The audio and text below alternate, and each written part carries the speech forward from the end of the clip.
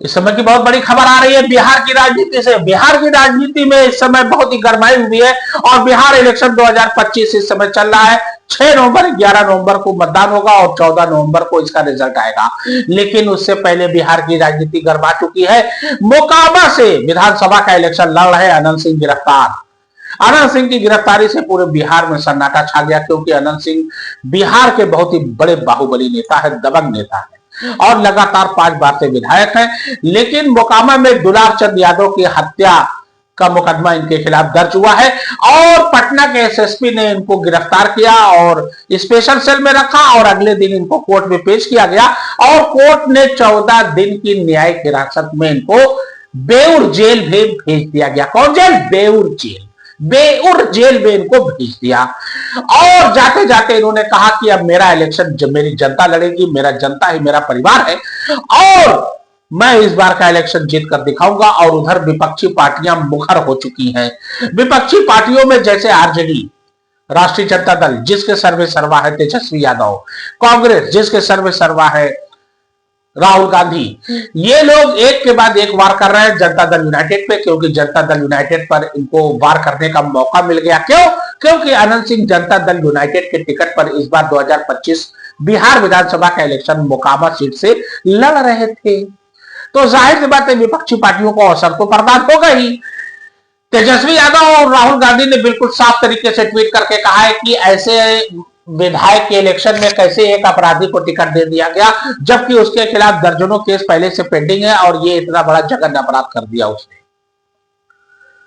जाहिर सी बात है अपराध तो अपराध होता है और दर्जनों केस पेंडिंग है, तो इन लोगों को कहने का मौका यह मिल गया कि जनता दल यूनाइटेड को इसी बहाने इन्होंने खींचना शुरू किया, क्योंकि जनता दल यूनाइटेड की पार्टी पे इलेक्शन लड़ रहे थे अनंत सिंह और जनता दल यूनाइटेड जो है नीतीश कुमार की है। नीतीश कुमार विगत कई वर्षों से बिहार के मुख्यमंत्री हैं और वर्तमान में भी है और जनता दल यूनाइटेड के सर्वे सर्वा है और जनता दल यूनाइटेड जो है बीजेपी के गठबंधन में इलेक्शन लड़ रही है और इधर महागठबंधन में आरजेडी हो गया और उसके अलावा जो है कांग्रेस हो गई राहुल गांधी की। ये लोग एक के बाद एक लगातार इनका वक्तव्य आ रहा है, लगातार इनके ट्वीट आ रहे हैं कि नीतीश कुमार के खिलाफ ये आग उगल रहे हैं। नीतीश कुमार के खिलाफ कहने का अवसर इनको मिल चुका है और इनका कहना है कि एक अपराधी जिसके ऊपर दर्जनों केस पेंडिंग है और अपराध जगत का बेताज बादशाह जो माना जाता है, जो दबंग माना जाता है और उसके अलावा जिसको अपराध जगत का डॉन कहा जाता है, उसको टिकट जनता दल यूनाइटेड ने क्यों दे दिया? भाई जनता दल यूनाइटेड ने जो टिकट दिया अनंत सिंह को, इस बात को लेकर विपक्षी पार्टियां पूरे तरीके से नीतीश कुमार का घेराव कर रही है और जिसका हत्या हुई है वो था दुलार चंद यादव, जन स्वराज पार्टी का समर्थक था और उसको अनंत सिंह, उसी के हत्या के इल्जाम में अनंत सिंह की गिरफ्तारी हुई। दुलार चंद यादव जन स्वराज पार्टी का समर्थक था और जन स्वराज पार्टी किसकी है? पीके प्रशांत किशोर के नाम से मशहूर प्रशांत किशोर जो है बहुत बड़े राजनीतिक विश्लेषण माने जाते हैं। इनके बारे में मैं आपको बता देना चाहता हूं, जरा गौर से देखिएगा, वीडियो अंत तक बने रहिएगा, बड़ी शानदार वीडियो है।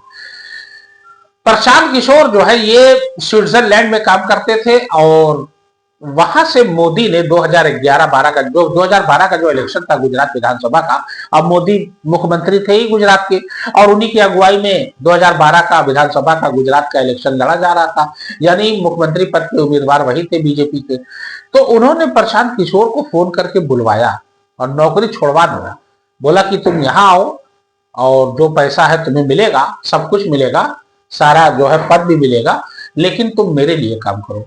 क्योंकि मोदी उनके बारे में पहले ही पता लगा चुके थे कि ये बहुत बड़ा राजनीतिक विश्लेषक है। तो ये वहां से आ जाते हैं स्विट्जरलैंड से और मोदी के लिए काम करना शुरू करते हैं।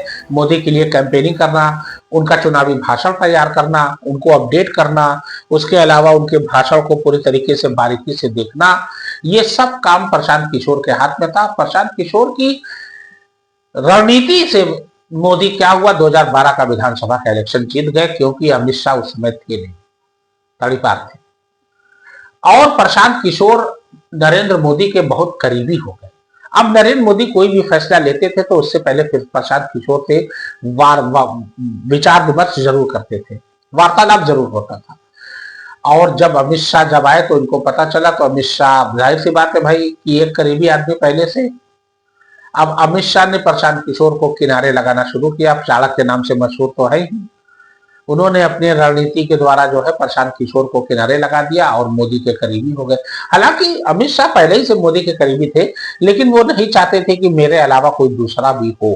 एक म्यान में एक तलवार रह सकती है, दो तलवार नहीं।